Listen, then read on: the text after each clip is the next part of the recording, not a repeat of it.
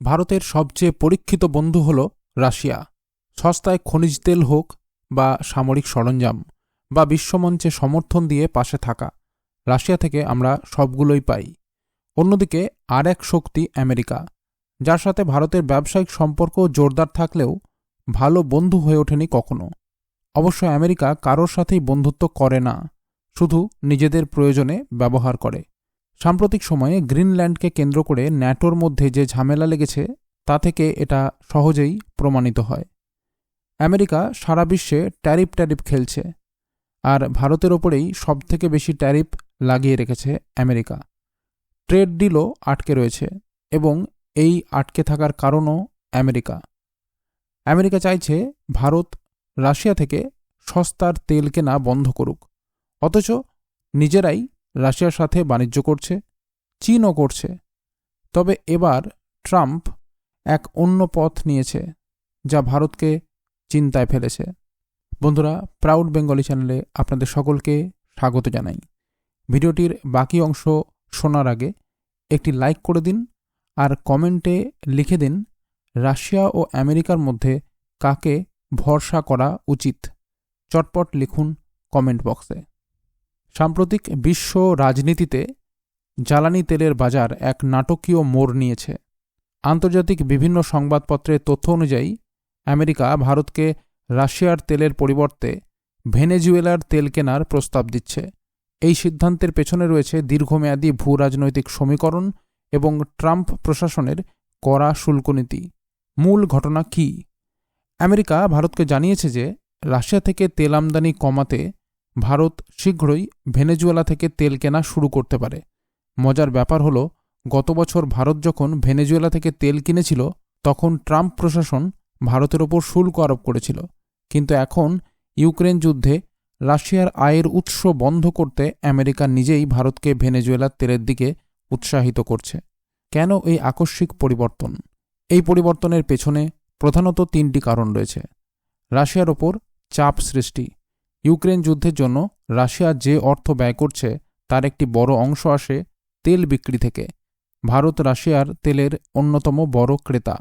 America চায় ভারত এই কেনাকাটা কমিয়ে দিক, যাতে রাশিয়ার রাজস্ব কমে যায়।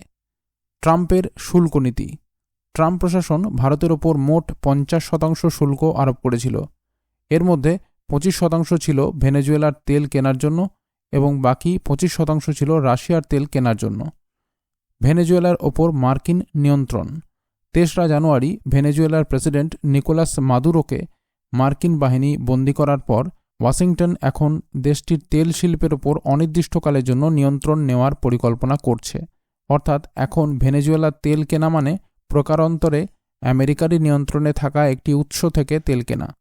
ভারতের বর্তমান অবস্থান ও আমদানির চিত্র। ভারত ইতিমধ্যেই রাশিয়া থেকে তেল আমদানি উল্লেখযোগ্যভাবে কমাতে শুরু করেছে। আমদানি হ্রাস। জানুয়ারি মাসে ভারত প্রতিদিন 1.2 মিলিয়ন ব্যারেল রাশিয়ান তেল আমদানি করত। ফেব্রুয়ারিতে তা 1 মিলিয়নে এবং মার্চে 8 লক্ষ ব্যারেলে নেমে আসতে পারে বলে ধারণা করা হচ্ছে। দীর্ঘমেয়াদী লক্ষ্য। আমেরিকা ভারতের সাথে একটি বাণিজ্যিক চুক্তি বা ট্রেড ডিল করার প্রস্তাব দিয়েছে, যার শর্ত হল ভারতকে রাশিয়ার তেল আমদানি প্রতিদিন 5 থেকে 6 লক্ষ ব্যারেলে নামিয়ে আনতে হবে। বিকল্প উৎস। রাশিয়া থেকে আমদানি কমায় ভারত এখন মধ্যপ্রাচ্য, আফ্রিকা এবং দক্ষিণ আমেরিকার দেশগুলো থেকে তেল কিনছে। এর ফলে ভারতের তেল আমদানিতে ওপেকের শেয়ার গত 11 মাসের মধ্যে সর্বোচ্চ পর্যায়ে পৌঁছেছে। ভারতীয় শোধনাগারগুলোর প্রতিক্রিয়া। ভারতের সরকারি ও বেসরকারি তেল শোধনাগারগুলো ইতিমধ্যেই তাদের কৌশল পরিবর্তন করেছে। আমদানি বন্ধ। হিন্দুস্তান পেট্রোলিয়াম, ম্যাঙ্গালোর রিফাইনারি এবং HPCL মিত্তাল এনার্জি ইতিমধ্যেই রাশিয়ার তেল কেনা বন্ধ করে দিয়েছে। ধীর গতি। ইন্ডিয়ান অয়েল এবং ভারত পেট্রোলিয়াম তাদের ক্রয়ের গতি কমিয়ে দিয়েছে। রিলায়েন্সের অবস্থান। বিশ্বের বৃহত্তম রিফাইনারি কমপ্লেক্সের পরিচালক রিলায়েন্স ইন্ডাস্ট্রিজ ফেব্রুয়ারি থেকে প্রতিদিন 1.5 লক্ষ ব্যারেল রাশিয়ান তেল কেনার পরিকল্পনা করছে, যা আগের তুলনায় অনেক কম। ভেনেজুয়েলার সাথে নতুন সম্পর্ক।